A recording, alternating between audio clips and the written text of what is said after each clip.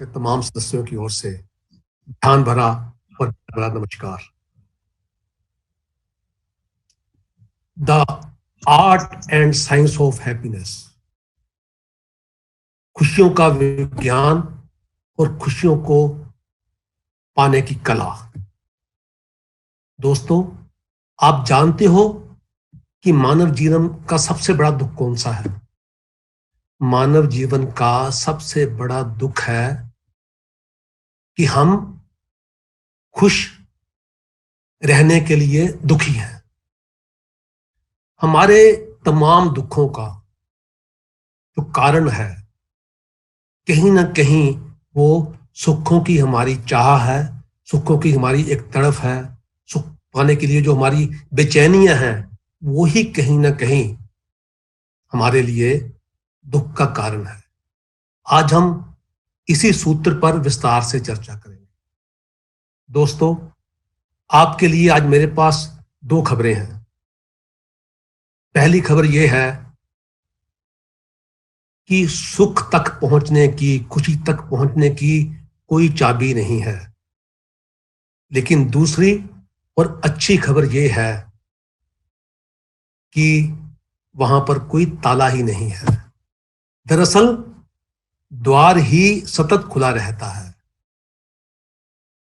हम उन रास्तों की चर्चा करेंगे जो खुशियों के उस द्वार तक पहुंचते हैं, जो सुख के उस दरवाजे तक पहुंचते हैं। दोस्तों, प्रसन्नता मनुष्य के सहज और सरल स्वभाव का मूलभूत तत्व है, एक अभिन्न अंग है। बिना किसी प्रयत्न के प्रसन्न रहना, खुश रहना, ये जो काबिलियत है, ये मनुष्य के स्वभाव का एक हिस्सा है। ये मनुष्य के का एक आत्म गुण है। सृष्टि की शुरुआत में वर्षों तक लोग इसी स्वभाव में जीते थे। पुरातन काल में हमारे ऋषि मुनि इसी अवस्था को जीते थे और इसी अवस्था में रहते थे। आत्ममस्त होते थे और परमानंद में रहते थे। जैसे जैसे मनुष्य बहिर्मुख हुआ, एक्ट्रोवर्ट हुआ, उसके भीतर भौतिक विकास की आकांक्षाएं बढ़ने लगी। जीवन में दौड़ भाग बढ़ गई, प्राथमिकताएं बदलने लगी और मनुष्य के जीवन में तनाव, अवसाद, दुख, कष्ट, पीड़ाएं, ये सब घर कर गई। और धीरे धीरे सरलता, सहजता और प्रसन्नता, ये तमाम गुण विदा होने लगे। अब मनुष्य ने भौतिक जगत से खुशियां पाने के उद्देश्य से नई नई तकनीकें इजाद करी। इंद्रियों के विषयों का सुख भोगने के लिए नए नए भोगों के तरीके इजाद किए गए। अभी करीब 7 वर्ष पहले, वर्ष 2013 में अंतरराष्ट्रीय स्तर पर एक संगोष्ठी हुई जिसमें यह विचार किया गया कि लोगों को खुशी का कॉन्सेप्ट समझाया जाए। यानी खुशी या हैप्पीनेस एक फैक्टर बन के रह गई। जो खुशी हमारे भीतर से स्वतः ही पैदा होती थी, जो हमारे स्वभाव का एक अंग थी, जो हमारा एक खुद का खजाना था, उसे पाने के लिए तरह तरह के आयोजन शुरू हो गए। 20 मार्च का दिन वर्ल्ड हैप्पीनेस डे के रूप में घोषित कर दिया गया। अपने खुद के खुशियों के खजाने को भूलकर मनुष्य बाहर भौतिक जगत में, व्यक्तियों में और वस्तुओं में खुशियों को खोजने लगा। खुशियों के इन्हीं भ्रामक साधनों का आज हम एक डीएनए टेस्ट करने जा रहे हैं।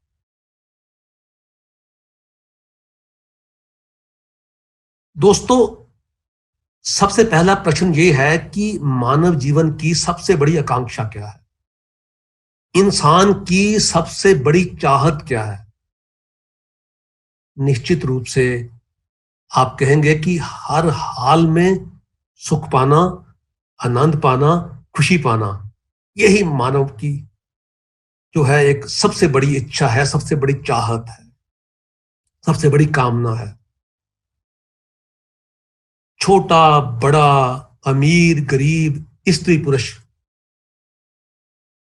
हर व्यक्ति हर हाल में प्रसन्नता पाना चाहता है, खुश रहना चाहता है। हमारे इस तमाम कामों का, कर्मों का, कृत्यों का जो मूल मकसद है, जो लक्ष्य है, वो कहीं ना कहीं प्रसन्नता पाना है। यहां तक कि एक चोर अगर चोरी करता है, नशाखोर अगर नशा करता है, तो उसके इस काम का जो आधार है, उसके जो इस काम का लक्ष्य है, जो इसका प्रेरक तत्व है, वो भी कहीं ना कहीं खुशी पाने की, आनंद पाने की आकांक्षा ही है। अब ऐसा क्यों है? क्यों हर इंसान हर हाल में खुशी पाना चाहता है? इस बात को जरा गहराई से समझेंगे। दोस्तों, इस ब्रह्मांड में जितने भी तत्व हैं, वो सब अपने मूल स्रोत की ओर जाना चाहते हैं, उसकी ओर आकर्षित हो रहे हैं, उसमें ही लय हो जाना चाहते हैं। अगर आप किसी ठोस वस्तु को ऊपर उछालते हैं, वो एकदम से वापस पृथ्वी की ओर आती है, क्योंकि वो पृथ्वी तत्व का ही एक अंश है, उसी की ओर आकर्षित होती है, उसी से मिलना चाहती है। सूर्य जल समुद्र से लेकर सूर्य अपनी किरणों के ताप के बल पर सूर्य अपनी किरणों के ताप के बल पर वाष्पीकरण की क्रिया के द्वारा समंदर से जल के कण लेकर ऊपर बादलों के माध्यम से पहाड़ों तक, पर्वतों तक पहुंचाता है। वो बादल जब पहाड़ों से टकराते हैं तो वर्षा के रूप में वही जल की बूंदें वापस पृथ्वी पे आती हैं, धरती पे आती हैं, और वो जल की बूंदें तब तक निरंतर बहती रहती हैं नदियों नालों के माध्यम से, जब तक कि वो वापस उस समंदर में नहीं मिल जाती जहां से उनकी उत्पत्ति हुई। अग्नि तत्व को ले। अग्नि तत्व जो है, अग्नि की जो लो है, अग्नि की जो लपटें हैं, वो निरंतर ऊपर की ओर उठती हैं, क्योंकि अग्नि का मूल स्रोत सूरज है। अग्नि तत्व का जो अंशी है वो सूरज है, और अंश हर हाल में अपने अंशी से मिलने के लिए बेताब है। इसी तरह दोस्तों, मानव मात्र जो है, जो प्राणी है, उसकी भी मूलभूत इच्छा यही है कि वो अपने मूल स्रोत में मिल जाए, उससे एक हो जाए। इसीलिए दोस्तों, हर एक व्यक्ति सुख चाहता है, सुख की चाहना रखता है। सुख भी ऐसा जो कभी खत्म ना हो, जो हमेशा बना रहे, जो कभी क्षय ना हो, जिसका कभी नाश ना हो। माने सच्चा सुख, सत सुख। और दूसरे, वो सुख भी ज्ञान होश पूर्वक चाहता है। अब बेहोशी में माला कौन पहनना चाहेगा? यानी वो ऐसा सुख चाहता है, ऐसा आनंद चाहता है जो हमेशा बना रहे, और जिसको वो होश पूर्वक, ज्ञान पूर्वक महसूस भी कर सके।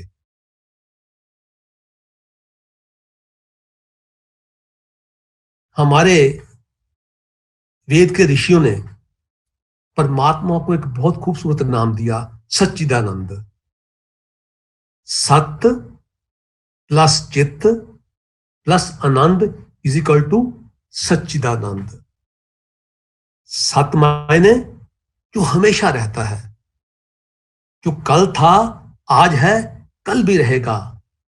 नानक कहते हैं, आद सच, जुगाद सच, है भी सच, नानक होसी भी सच, जो तीनों कालों में रहता है।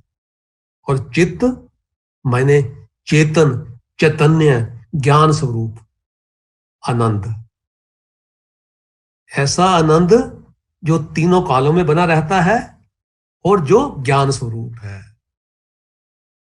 इसीलिए हर एक व्यक्ति सच्चिदानंद को पाना चाहता है, उस परमात्मा को पाना चाहता है। भारतीय दर्शन डंके की चोट पर यह घोषणा करता है कि मानव मात्र का जो चरम लक्ष्य है वो परमात्मा की प्राप्ति है। ये परमात्मा ऊपर से ओढ़ा हुआ नहीं है, ये आपका अपना स्वभाव है। परमात्मा कोई व्यक्ति नहीं है जिससे आपका साक्षात्कार होता है, नहीं नहीं नहीं। परमात्मा तो वह अवस्था है जहां तक आप पहुंचते हैं और अनंत से अभिभूत हो जाते हैं। इसीलिए दोस्तों, इसीलिए ये जो यूनिवर्सल लॉ है कि हर एक तत्व अपने मूल स्रोत की ओर आकर्षित होता है, उसी से मिल जाना चाहता है। इसलिए हम, हर व्यक्ति, हर प्राणी हमेशा आनंद चाहता है, खुशी चाहता है, प्रसन्नता चाहता है।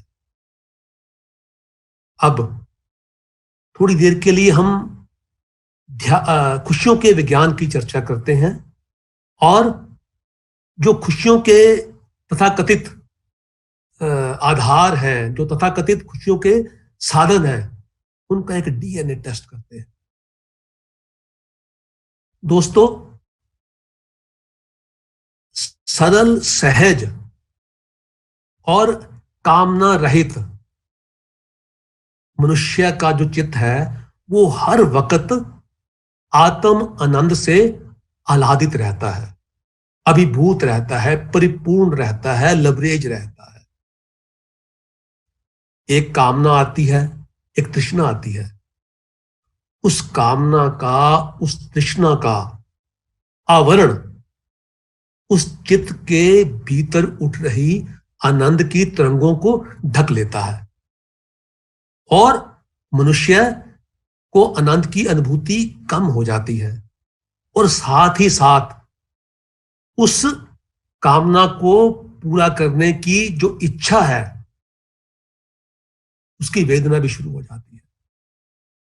अब जैसे जैसे कामना को पूरा करने की तीव्रता बढ़ती है, उस आवरण की परत मोटी होती जाती है और मनुष्य के दुख बढ़ते जाते हैं। कभी समय से, संजोग से या प्रारब्ध से जब वो कामना, वो इच्छा, वो तृष्णा पूरी हो जाती है तो यकायक उस कामना का आवरण जिसने अंतस को, अंतःकरण को ढक रखा था, वो हट जाता है और भीतर से आनंद की लहरियां आती हैं, आनंद की एक प्रकार की अनुभूति होती है फिर से। अब वो व्यक्ति ये समझता है कि मुझे इस कामना पूर्ति से या इस व्यक्ति से या इस वस्तु से आनंद मिला, सुख मिला। वास्तव में सूक्ष्म दृष्टि से देखें तो ये तो उसका स्वयं का खोया हुआ सुख था जो अवरोधित हो गया था, वो पुनः उसको मिल गया है, बाहर से कुछ नहीं आया। इसको ऐसे समझें, एक श्वान अपने मुंह में एक हड्डी लिए हुए है और उस हड्डी को चूस रहा है। हड्डी का एक तीखा नुकीला हिस्सा उसके मुख में हल्का सा घाव कर देता है, वहां से खून रिसता है और वो श्वान उस खून का पान करता है, उसका रसपान करता है। श्वान ये समझता है कि ये रस हड्डी से आ रहा है, जबकि वास्तव में ये उसके खुद अपने खून का ही रस है जिसको वो अनुभव कर रहा है। और दोस्तों, यही विडंबना मानव के साथ भी है। आप देखिए कि हम अपने खुद के खुशियों के खजाने को भूलकर बाहर व्यक्तियों में और वस्तुओं में आनंद ढूंढ रहे हैं। एक महात्मा ने बहुत खूब कहा कि ये जो कामना है, ये जो वासना है, ये तृष्णा जो है, ये जो चाह है, ये ही हमारे दुखों का मूल कारण है और यही हमें अपने आत्म स्वरूप से दूर रखती है। हमें ऐसा आभास होता है कि हम अपने आत्म स्वरूप से दूर हैं इसी चाह के कारण। उन्होंने कहा कि चाह जो है, चाह चूड़ी चाह चमारी, चाह चूड़ी चाह चमारी, चाह नीचन की नीच, मैं तो पूर्ण ब्रह्म था जो चाह न होती बीच। यानी प्राणी माइनस चाह इक्वल टू परमात्मा ब्रह्म। चाह माइनस सॉरी प्राणी माइनस चाह इक्वल टू ब्रह्म। अब जैसे ही दोस्तों एक कामना पूरी होती है, फिर से आनंद की अनुभूति होती है, थोड़े समय के बाद फिर नई कामना पैदा हो जाती है, फिर उसका आवरण अंतःकरण पर पड़ता है, फिर समय पाकर वो आवरण हटता है, फिर पड़ता है। ये एक दुष्चक्र चल जाता है जो जन्मों जन्मों से चल रहा है। जब तक हम नहीं जागेंगे दोस्तों, ये दुष्चक्र चलता रहेगा। हम जब तक व्यक्तियों में और वस्तुओं में सुख ढूंढते रहेंगे, ये चक्कर हमेशा चलता ही रहेगा। इसको हम अपने दैनिक जीवन में घटने वाली कुछ व्यवहारिक घटनाओं से जोड़कर समझने का प्रयास करते हैं। आप अपने घर में बैठे हैं, ठंडे कमरे में बैठे हैं, शांत बैठे हैं, आपकी डोरबेल बजती है, आप बाहर जाते हैं, कोई व्यक्ति आपसे मिलने आया है, बाहर तपती दोपहरी है, तपती धूप है, वो व्यक्ति पैदल चलकर आपके पास आया है। आप उसको अंदर लेके जाते हैं और आप देखते हैं कि ये व्यक्ति प्यासा होगा। आप उसके लिए शरबत लेके आते हैं, आप शरबत उसको भी पीने के लिए देते हैं, स्वयं भी शरबत पीते हैं। अब शरबत मेहमान ने भी पिया और हमने भी पिया। अब ये बताइए कि शरबत का सुख किसको ज्यादा मिलेगा, उस मेहमान को या हमें? निश्चित रूप से आप कहेंगे कि उस मेहमान को, क्योंकि वो तपती दोपहरी में गर्मी में बाहर से आ रहा है, मैं तो पहले ही अंदर आराम से बैठा हुआ था। दोस्तों ये कारण क्या है? एक जैसी वस्तु, एक जैसी क्वालिटी, एक जैसी मात्रा दोनों ने कंज्यूम की, लेकिन दोनों की सुख की मात्रा में, आनंद अनुभूति की मात्रा में ये अंतर क्यों? अगर हम गहराई से सोचेंगे तो पाएंगे कि उसकी प्यास ज्यादा थी और मेरी प्यास कम थी। जिसकी जितनी बड़ी प्यास, उसको उतना बड़ा सुख। अब ये दोस्तों प्यास क्या है? प्यास एक प्रकार का दुख ही है ना, कष्ट है ना। इसका मतलब है जिसका जितना बड़ा दुख, उसको उतना ज्यादा सुख, जिसका कम दुख, उसको कम सुख। माने जो दुख, जो कष्ट, जो पीड़ा, जो प्यास जितनी मात्रा में दूर हुई, उतनी मात्रा में उसको सुख अनुभव हुआ। तो यहां पे जो सुख का आधार है वो शरबत है या प्यास है? निश्चित रूप से प्यास है, क्योंकि जितनी बड़ी प्यास उतना बड़ा सुख। एक और उदाहरण से समझने का प्रयास करते हैं। एक कच्चे मकान में रहने वाला व्यक्ति, झोपड़े में रहने वाला व्यक्ति ये सपना देखता है कि उसका एक पक्का घर बन जाए, और एक चाल में रहने वाला व्यक्ति ये सपना लेता है कि उसको एक फ्लैट मिल जाए, वाला व्यक्ति ये सपना देखता है कि उसका एक बंगला बन जाए।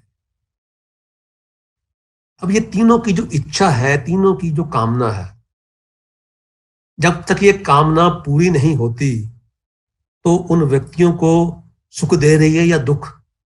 निश्चित रूप से दुख दे रही है। कामना उनको दुख दे रही है। अब जब तीनों का सपना पूरा हो गया, तीनों को अपने अपनी चाहत के घर मिल गए, तो उन तीनों के सुख में फर्क होगा या तीनों का सुख एक जैसा होगा? एक जैसा होगा। घर पाने की इच्छा और मेहनत की पीड़ा एक जैसी होने की वजह से पीड़ा के शमन, शांत होने का आनंद भी एक जैसा। जितनी पीड़ा उतना आनंद। तीनों की पीड़ा एक जैसी थी और तीनों की पीड़ा का शमन हुआ, तीनों की कामना पूरी हुई, तो उन तीनों को एक जैसा सुख मिला। यानी यहां पर देखिए कि घर की क्वालिटी में अंतर, घर की कीमत में अंतर, पर सुख एक जैसा, क्योंकि कामना की पीड़ा एक जैसी थी। तो यहां पे सुख का आधार घर या कामना की पूर्ति? कामना की पीड़ा। जितनी बड़ी पीड़ा उतना बड़ा सुख। यहां पीड़ा एक जैसी थी, सुख भी एक जैसा मिला। एक और उदाहरण से समझने का प्रयास करते हैं। एक लड़का लड़की कहीं बाग में मिलते हैं, बगीचे में मिलते हैं, आपस में मोहब्बत हो जाती है, कस्में खाई जाती हैं कि जीवन इकट्ठे बताएंगे। दोनों को लगता है कि हमें तो जन्नत मिल गई। शादी होती है, लड़की घर में आती है, घर में मंगल गीत गाए जाते हैं, सारा परिवार बहुत प्रसन्न, बहुत खुश, बहुत अच्छी बहू मिली है। 2 महीने पड़े, 4 महीने पड़े, सास को लगा कि ये बहू तो घर का काम नहीं करती। कहीं ना कहीं सास के माथे पे बाल पड़ने शुरू हो गए। 2-4 महीने और पड़े, घर के बाकी सदस्य भी कहीं ना कहीं इस बात को महसूस करने लगे कि कहीं ना कहीं कोई ऐसी कमी है। साल, 2 साल, 3 साल होते होते अब हस्बैंड को लगने लगा कि यार वाइफ में कहीं कमी है, वाइफ को लगा कि हस्बैंड में कहीं कमी है। अब वो हस्बैंड वाइफ को कहता है कि तूने मेरी जिंदगी को नरक बना दिया है। जो 2 साल पहले ये कह रहा था कि हमें जन्नत मिल गई है, और वो व्यक्ति कह रहा है कि मेरी जिंदगी नरक बन गई। अब देखिए, व्यक्ति वही, एक्टिविटीज भी सेम, लेकिन जैसे ही मन बदला, सुख बदल गया। इसका मतलब सुख व्यक्ति में तो था नहीं। अगर व्यक्ति में होता तो बना रहता। एक और उदाहरण से समझते हैं। एक 3,000 रुपये महीने कमाने वाला व्यक्ति, उसकी लॉटरी निकलती है 50,000 रुपये, और एक 10,000 रुपये 10 लाख रुपए महीना कमाने वाला व्यक्ति, उसकी लॉटरी निकलती है 1 लाख। अब इन दोनों में से खुशी ज्यादा किसको मिलेगी? जिसकी लॉटरी 50,000 की निकली है या जिसकी लाख रुपए की निकली है? निश्चित रूप से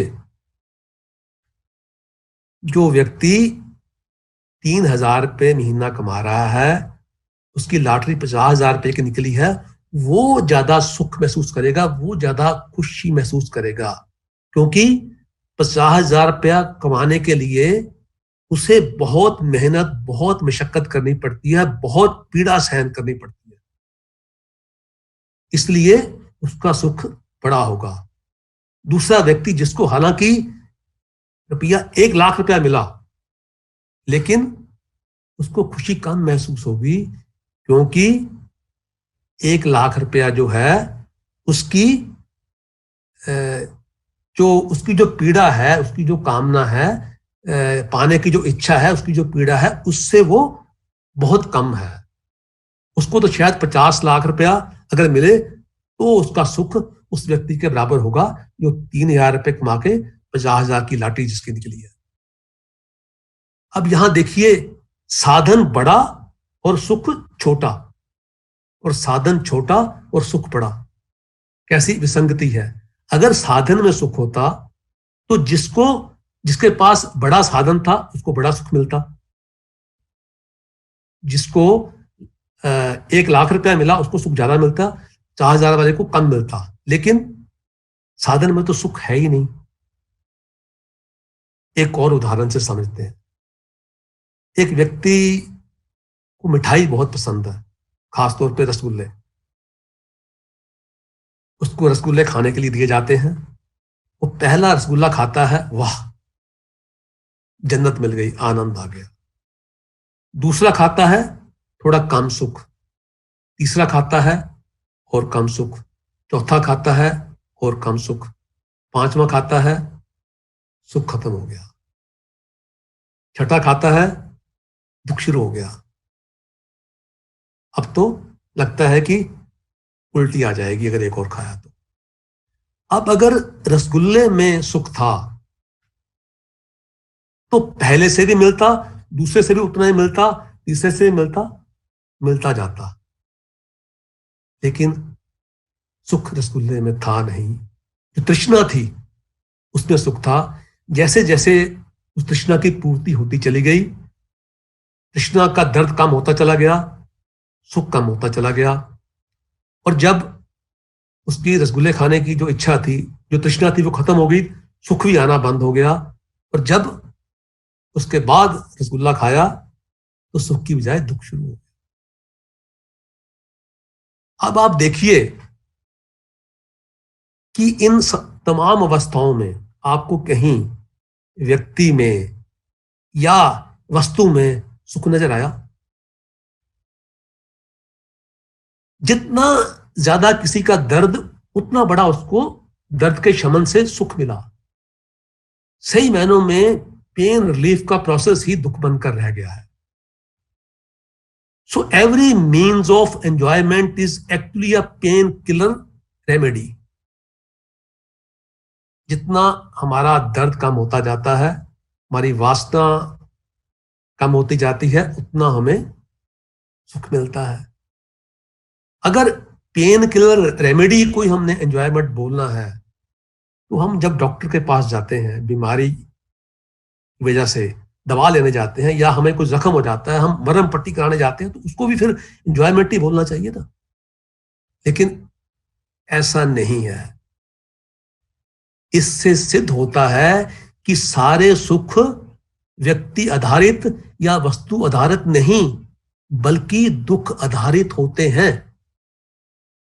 अगर भौतिक सुखों को पाना है तो पहले दुखों को जमा करना पड़ता है, प्यास और तमन्नाओं से जूझना पड़ता है, तब कहीं जाकर उसको हल्का करने का प्रोसेस खुशी बन पाएगा। ये बड़ी सूक्ष्म सी बात है। अब आप ये देखिए कि जब बचपन में छोटा बच्चा होता है तो खिलौने अच्छे लगते हैं, उसको लगता है कि खिलौनों में सबसे बड़ा सुख है, सबसे बड़ी खुशी है। थोड़ा सा बड़ा होता है तो दोस्त अच्छे लगते हैं, दोस्तों में सुख नजर आता है। थोड़ा सा होश संभालता है तो नजरिया बदल जाता है। तब लगता है कि जो फाइनेंशियल सिक्योरिटी है लाइफ की, वो सबसे बड़ा सुख है। डिग्री पाना, नौकरी पाना, बिजनेस को फैलाना, शादी करना, पत्नी बच्चे पैदा करना, तब इसी चीज में उसको सुख नजर आता है।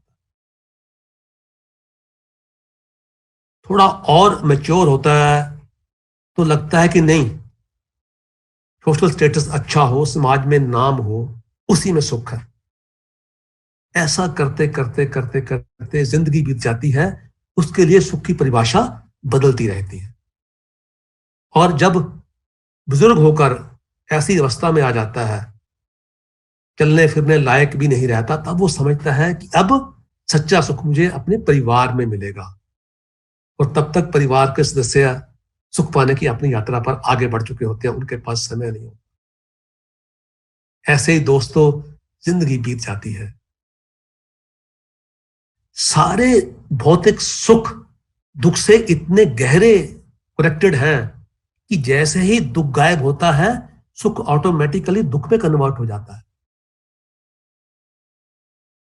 कितने संघर्षों के बाद क्षण भर का सुख और सहनी पड़ती है युगों की यातना।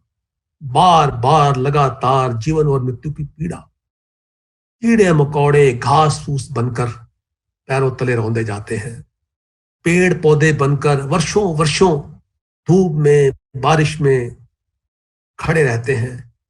कुत्ते बिल्लियां बनकर, जंगली जानवर बनकर, पशु बनकर अपनी सर्वाइवल के लिए स्ट्रगल करते हैं। ऐसा सुख कहां का सुख, और जिंदगी भर सुख के मायने बदलते रहे। ऐसा सुख डेंजरस नहीं है जिसके लिए आप जन्मों जन्मों से पीड़ा सहन कर रहे हैं और सुख भी वो क्षण भर का। कैसा हो यदि सुख किसी व्यक्ति या वस्तु आधारित ना हो, हमारे अंदर से उभरता हो। कैसा हो यदि सुख काम क्रोध अहंकार और अपेक्षाओं की प्रेरणाओं से आधार पर न हो, सच्चा हो, सहज हो, बिना किसी प्रयास के हो। कैसा हो कि सच्चा सुख क्षणिक न होकर सतत हो, निरंतर हो। ऐसा सुख मिले जिससे हम ऊब न जाएं। हमारी आत्मा में ऐसा सुख है दोस्त जिससे कभी जी नहीं भरता। वो सुख हमारा स्वयं का है, वो हमारा सच्चिदानंद स्वरूप है। और जिस दिन व्यक्तियों में और वस्तुओं में सुख का हमारा भ्रम टूट जाता है, उस दिन हमारा अपने अंतस में जाने का, अपने भीतर में जाने का रास्ता खुल जाता है। उस दिन कोई सदगुरु हमारे जीवन में आ जाता है। जैसे प्रातः स्मरणीय पूजनीय ब्रह्म ऋषि पितामह पत्री जी पूरे विश्व भर में अपनी प्रेम और करुणा के संकल्प को विस्तार देते हुए संपूर्ण विश्व में ध्यान की ज्योति जगाए हुए हैं। उन्होंने ध्यान जगत की स्थापना का एक अभियान छेड़ रखा है। हमें प्रसन्नता है कि हम सब इस अभियान का हिस्सा है।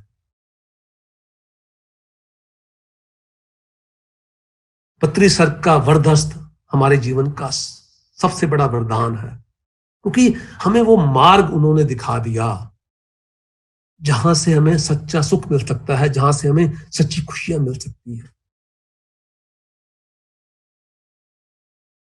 अपने इस कामिल मुर्शिद की शान में अपने कृतज्ञता के भाव व्यक्त करते हुए मैं ये कहना चाहूंगा कि जिक्र हुआ जब खुदा की रहमतों का, जिक्र हुआ जब खुदा की रहमतों का, जिक्र हुआ जब खुदा की रहमतों का, हमने अपने आप को पहले मुकाम पर पाया। तमन्ना थी एक प्यारे से दोस्त की, खुदा खुद दोस्त बनकर चला आया। मेरी हर रात के चांद पर है नूर आपसे, मेरी हर सुबह की ओस का है गरूर आपसे। आपकी वजह से ही जिंदगी में जिंदगी है, लम्हे लम्हे में है मस्ती और सरूर आपसे। और आपके बिना जिंदगी की कल्पना ही नामुमकिन है। आपके बिना जिंदगी की कल्पना ही नामुमकिन है। बेइंतहा मोहब्बतें करते हैं हम हजूर आपसे। और जब कामिल मुर्शिद जिंदगी में आता है तो अपने भीतर उतरने का रास्ता बता देता है, साधना बता देता है, ध्यान समझा देता है। और फिर यात्रा शुरू होती है अन्नमय कोश से प्राणमय कोश, प्राणमय कोश से मनोमय कोश, मनोमय कोश से विज्ञानमय कोश और विज्ञानमय कोश को लांघते हुए आनंदमय कोश, तुरीयावस्था की प्राप्ति हो जाती है। उसके बाद कुछ पाना शेष नहीं रहता। आत्म रस जो है, आत्मा का जो आनंद है, उसके सामने दुनिया के तमाम रस फीके हैं। और तब व्यक्ति को समझ में आता है कि सुख और खुशी कामना की पूर्ति में, वासना की पूर्ति में, इच्छा की पूर्ति में नहीं है, व्यक्तियों में नहीं है, वस्तुओं में नहीं है। असली सुख स्वयं मेरे भीतर है और मैं उसको ध्यान के रास्ते से, ध्यान के माध्यम से पा सकता हूं। हमारे जीवन में हमें कई बार आत्म रस की, आत्म आनंद की हल्की हल्की झलकियां देखने को मिलती हैं। जब कभी सुबह हम उठते हैं तो बाहर अपनी खिड़की पे किसी सुंदर से पक्षी को पाते हैं। जब कोई नन्हा सा बच्चा हमें टच करके हमें जगाता है, या हम कहीं से आते हैं, कोई बच्चा हमें एकदम से हमारे साथ ऐसे लिपट जाता है, या कभी हम किसी की अचानक ऐसी सुंदर हंसी देखते हैं, सुंदर मुस्कुराहट देखते हैं, कोई अपनी मर्जी का गीत सुनते हैं, जब हम अकेले नृत्य कर रहे होते हैं, जब कोई हमें हमारा पुराना दोस्त, कोई पुराना साथी अचानक मिल जाता है, या जब हम रात में छत में बैठकर आसमान में, आकाश में तारों को फैला देखते हैं, या सुबह सूरज को उगते हुए, सूरज की लालिमा, अरुणिमा, उसको देखते हैं, तो हमें कुछ क्षणों के लिए वो खुशी, वो आनंद महसूस होता है। उसका कारण भी ये है कि उस समय हमारा मन ठहर जाता है, स्तब्ध हो जाता है, विचार थम जाते हैं, रुक जाते हैं, और हम अपने आत्म स्वरूप के नजदीक हो जाते हैं।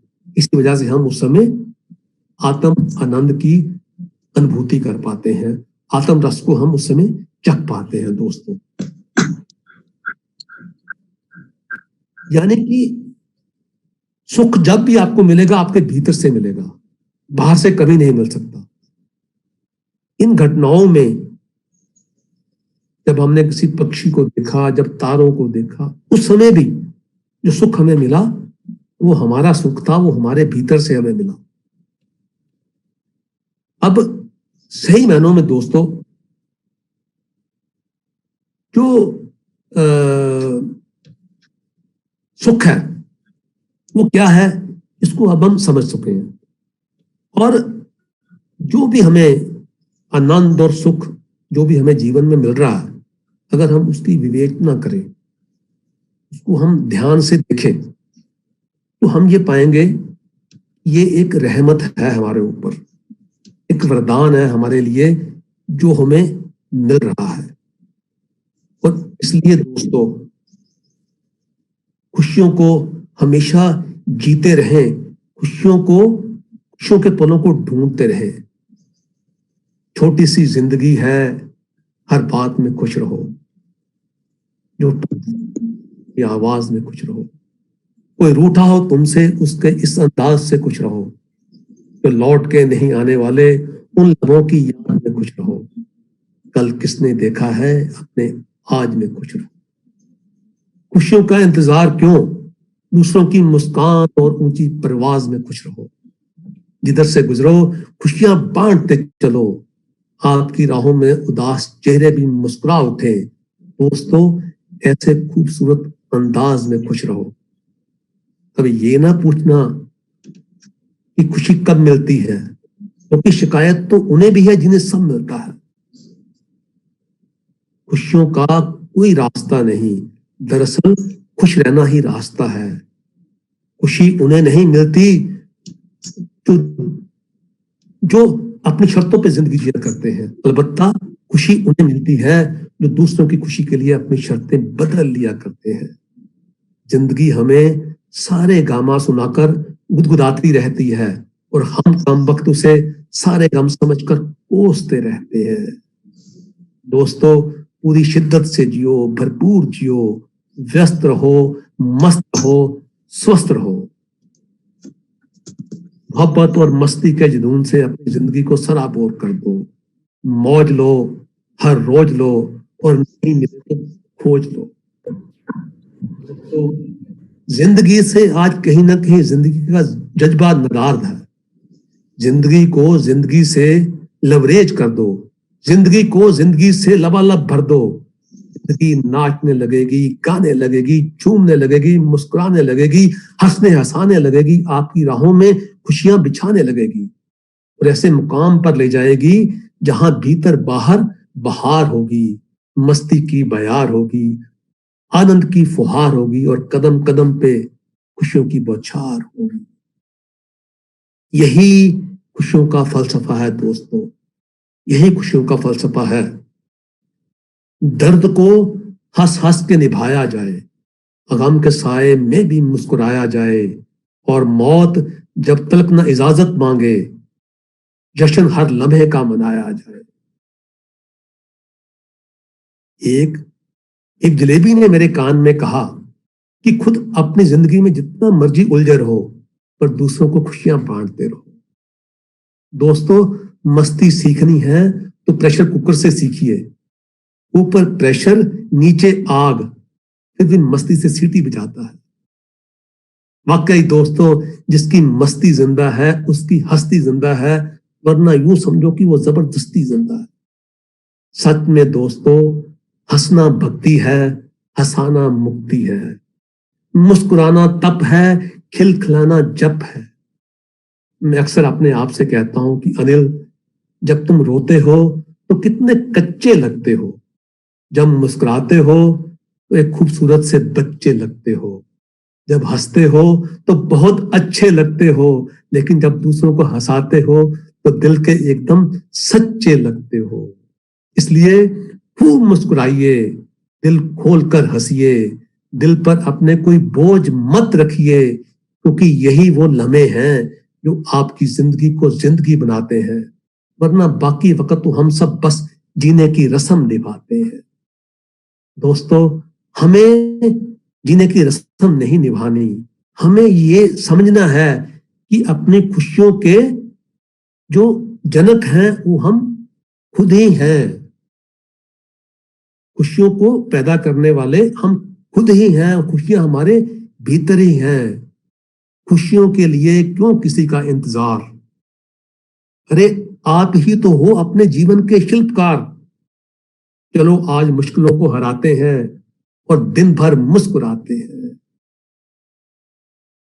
और आखिर में दोस्तों, ये जो लॉकडाउन का पीरियड चल रहा है ना, ये एक वरदान है हमारे जीवन में, एक बहुत बड़ी रहमत है हमारे जीवन में। ये फुर्सत के पल फिर नहीं मिलने वाले।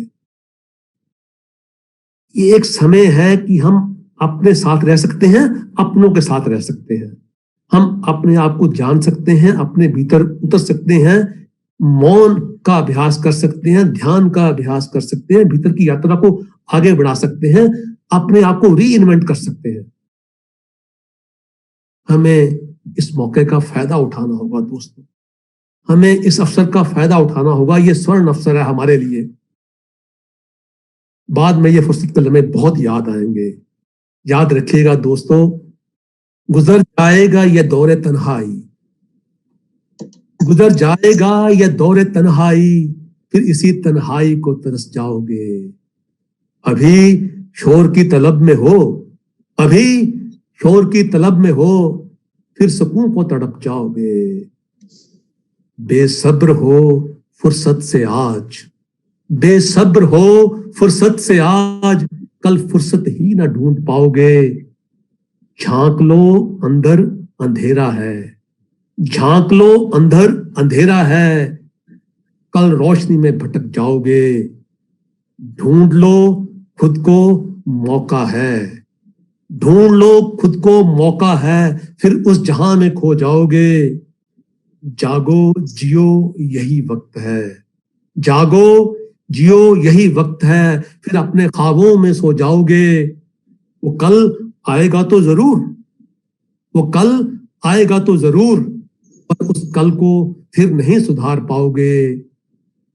और मेरे दोस्त, घर गुजर गया यह दौरे तन्हाई, घर गुजर गया यह दौरे तन्हाई, तो ये मौका कहां से लाओगे? इसलिए इन पलों को जी लो, भरपूर जी लो मेरे दोस्तों। तो मेरे दोस्तों, प्रेम करते रहिए, गीत गाते रहिए, फूलों की तरह मुस्कुराते रहिए, भंवरों की तरह गुनगुनाते रहिए। चुप रहने से रिश्ते भी उदास हो जाते हैं। उनकी सुनिए, कुछ अपने सुनाते रहिए। भूल जाइए शिकवे शिकायतों के लम्हों को, छोटे छोटी खुशियों के मोती आप लुटाते रहिए। सांसों के साथ मस्ती करते रहिए, सांसों के साथ दोस्ती निभाते रहिए। ध्यान के समंदर में गहरे, बहुत गहरे उतर जाते रहिए। अपनी मंजिल की ओर बिंदास कदम बढ़ाते रहिए।